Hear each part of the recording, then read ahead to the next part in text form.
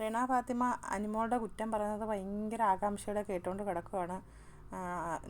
നൂറയും ആദിലയും ശൈത്യയും. അപ്പോൾ റെന ഫാത്തിമ പറയാം, സാധാരണ അനുമോളടുത്ത് നമുക്കൊരു കാര്യങ്ങൾ അങ്ങോട്ട് പറയാൻ പറ്റില്ലല്ലോ, അനുമോൾ ഇങ്ങോട്ടല്ലേ പറയുന്നത്, അനുമോൾ ഒന്നും അങ്ങോട്ട് കേൾക്കത്തില്ലല്ലോ. ഒരു പ്രാവശ്യം എനിക്ക് ഭയങ്കര സങ്കടം വന്നിട്ട് ഞാനിങ്ങനെ ഡ്രസ്സിങ് റൂമിൽ ഇരിക്കുകയായിരുന്നു. അന്ന് അനുമോൾ ഞാൻ പറയുന്നത് മൊത്തവും കേട്ടിരുന്നു.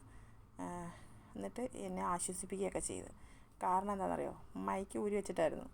അപ്പം ക്യാമറ ഇല്ലല്ലോ ഡ്രസ്സിങ് റൂമിൽ, അപ്പോൾ ആരും കേൾക്കത്തില്ലല്ലോ ഇങ്ങോട്ട് പറയുന്നത് ഞാൻ അങ്ങോട്ട് പറയുന്നതൊന്നും.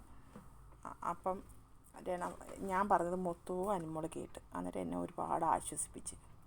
ക്യാമറ ഇല്ലല്ലോ ഒപ്പിയെടുക്കാൻ വേണ്ടിയിട്ട്, അപ്പം നമ്മുടെ കാര്യം കേൾക്കും. പിന്നെ ഞാൻ പറഞ്ഞിട്ടുണ്ടായിരുന്നു, നീ എന്നെ ട്രിഗർ ചെയ്യാൻ വന്നോ, അതറിയാതെ കണ്ടൻ്റ് ആകുമെന്ന്.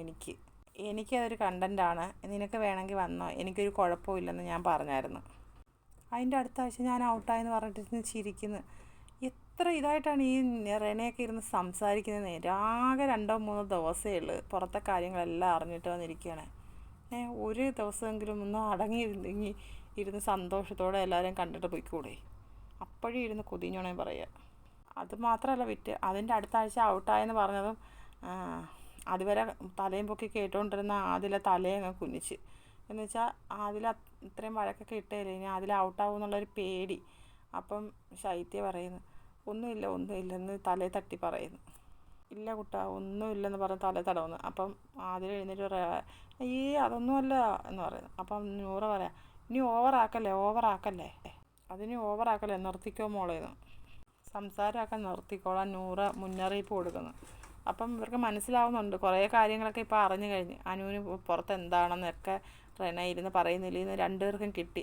ഇപ്പോൾ അബദ്ധം പറ്റിയണക്ക് ഇരിക്കുക.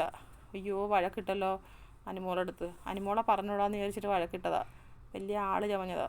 പക്ഷേ ഇപ്പം പോകുമല്ലോ എന്നുള്ള പേടിയായിപ്പോയി, തലയും കുനിച്ചിരിക്കുക. പിള്ളേരൊക്കെ പിടിച്ച് പുറത്താക്കേണ്ട സമയം കഴിഞ്ഞു. അപ്പോൾ അടുത്തൊരു ലൈവ് അപ്ഡേറ്റുമായിട്ട് ഞാൻ വീണ്ടും വരാം. എല്ലാവരും എൻ്റെ ചാനൽ സബ്സ്ക്രൈബ് ചെയ്യണേ, സപ്പോർട്ട് ചെയ്യണേ.